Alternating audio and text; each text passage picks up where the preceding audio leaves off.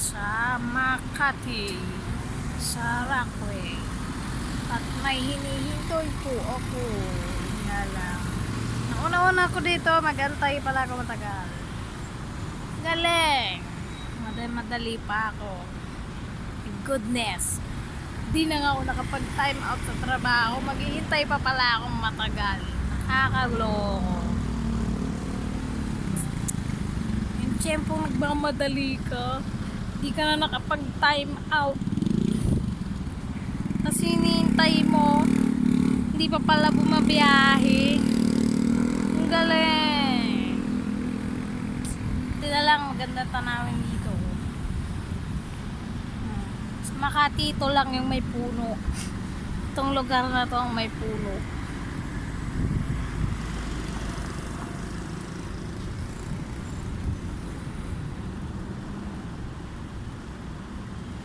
Pero pansin pa rin dahil matataas ang building.